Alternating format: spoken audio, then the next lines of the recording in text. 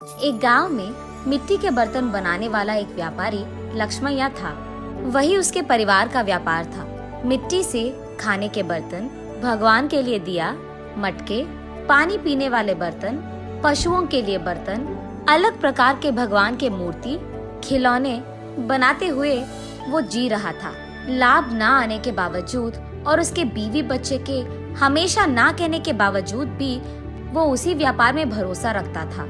अलग प्रकार के मिट्टी के बर्तन बनाते हुए वो उसी काम में निमग्न हो जाता था। लेकिन समय बदल गया है। पहले की तरह कोई भी अब मिट्टी के बर्तन नहीं खरीद रहा है। इसी कारण कई साल से लक्ष्मैया को 1 रुपए का लाभ भी नहीं है, उल्टा पूरा नुकसान हो रहा है। इसी कारण वो यही हमेशा सोचता था कि काम में कुछ नया करना होगा और उसी सोच में पड़ जाता था।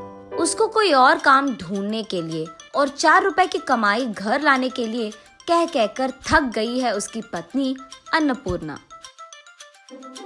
और उसके बच्चे, आज के दिन में कौन खरीदेगा पापा ये आपके मिट्टी के बर्तन? आप वो काम छोड़कर हमारे साथ शहर आ जाइएगा, वहाँ आपके लिए अच्छा काम हम ढूंढ कर रहेंगे।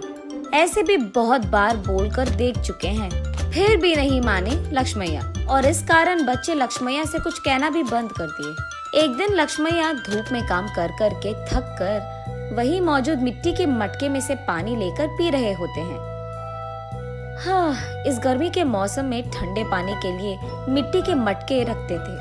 अब न जाने क्या हो गया लोगों को, मिट्टी के मटकों को छोड़कर मिट्टी को खराब करने वाले फ्रिज और एसी से काम चला रहे हैं। और मुझे समझ में नहीं आता कि उनको मिट्टी के बर्तन से काम चलाने में क्या ही प्रॉब्लम है। ऐसे सोच में पड़ जाता है और अचानक उसे एक योजना सूझती है। तुरंत उसके बीवी के पास जाकर ऐसे कहता है, सुनो, मुझे एक अच्छा योजना सूझा है। क्या है वो? अगर हम मिट्टी से फ्रिज तैयार करें तो कैसे रहेगा? लगता है मिट्टी में काम कर करके आपका दिमाग भी मिट्टी का बन गया। अरे, ऐसे क्यों कह रही है? तो फिर ये कैसी बात हुई? मिट्टी से फ्रिज कौन बनाता है? पागल हो क्या तुम? अरे, ये बेवकूफी की बात नहीं है। सोचो एक बार, मिट्टी के मटके में कुछ भी रखो तो ठंडा रहेगा ना। तो फिर अगर मिट्टी से हम फ्रिज बनाएंगे तो उसमें भी चीजें ठंडे ही रहेंगे ना। चलो आप यहाँ से, मेरी बात कब मानते हो वैसे भी। चलो जाओ तुम यहाँ से, जो करना है कर लो। ऐसे कहकर अन्नपूर्णा वहाँ से चली जाती है। अगले दिन लक्ष्मैया बहुत कोशिश करके एक छोटा सा मिट्टी का फ्रिज बनाता है। ऐसे ही कुछ फ्रिज तैयार करके उस गांव के बाजार में लेकर जाता है। वहाँ वो एक भीड़ को इकट्ठा करके, ये मिट्टी से बना हुआ गरीबों का फ्रिज है, इसमें पानी डालने से ये खूब चलता है। इसके अंदर रखे सारी चीजों को ठंडा रखता है। ये 2 परतों में रहता है और बीच में एक खाली जगह रहता है। उसी जगह को हमें पानी से भरना होगा।